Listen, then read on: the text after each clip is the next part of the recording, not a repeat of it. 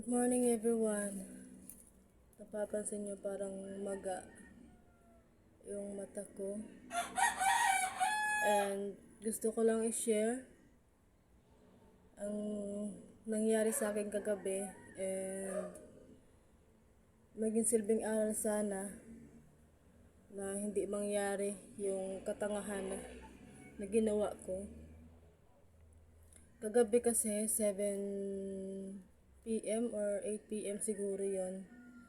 Nag-transfer ako ng pera dun sa bank account ko, and then transfer ko siya to GCash. Then nagkaroon ako ng problema kasi mali yung pagkakatype ko sa huling part ng number. Imbis na 6, na type ko siya is 9. So ang nangyari, sa ibang GCash account ko siya na-send. Then doon na ako nagpanic. Hindi ko na alam kung ano yung gagawin ko. So ang ginawa ko, nag-load ako ng call and text sa SIM ko para matawagan ko yung number na yon. And then nung tawag ko, nag-ring siya and then sumagot. Sobra ang panginginig ko na hindi ko malaman kung ano yung gagawin ko. And then sabi ko sa kanya, nakiusap ako na kung pwede ibalik yung pera na na-transfer ko doon sa GCash account niya. Then ayun, nasabi naman niya kung titingnan niya at i-confirm kung na-transfer nga doon. Tapos nung pagtawag ko uli,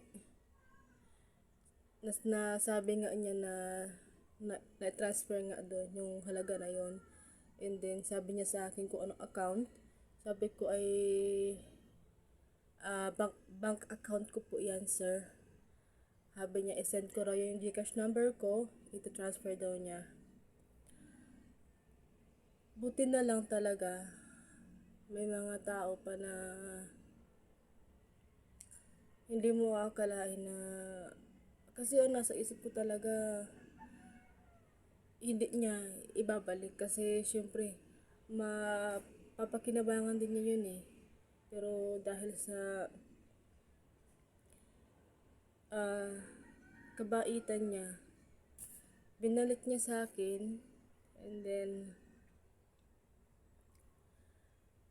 nung sakto na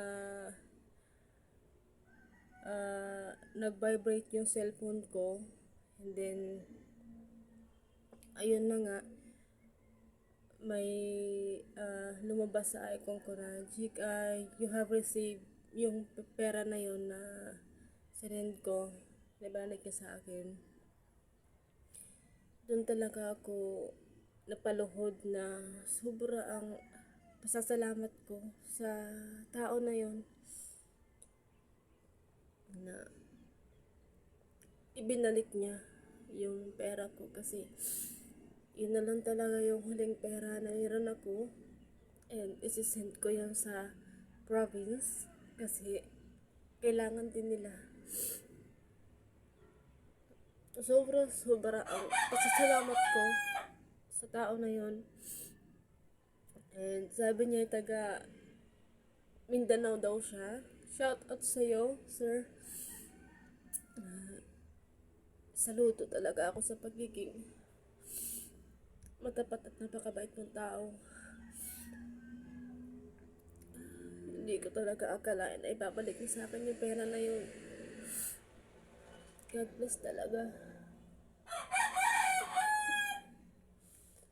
And maraming salamat sa'yo. Sana ibalik mo yung pera ko na yun na lang talaga yung huli. Hindi ko talaga maisip na ganun yung mangyayari.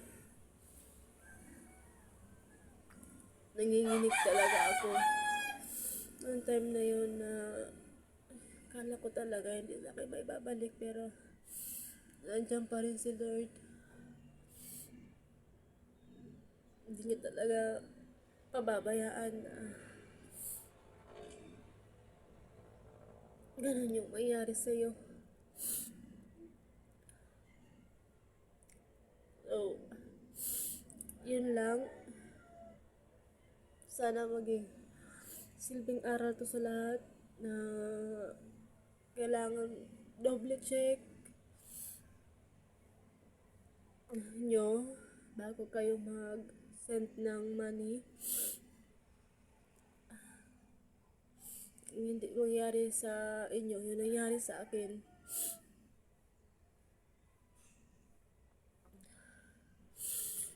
Grabe, hindi ko talaga parang naglangko na yung utak ko. Ayun lang. Maraming salamat sa iyo, sir. Kung sino ka man. God bless. And sana marami pang blessings na dumating sa inyo. Sorry, yun lang po. Thank you for watching. And God bless. Ingat.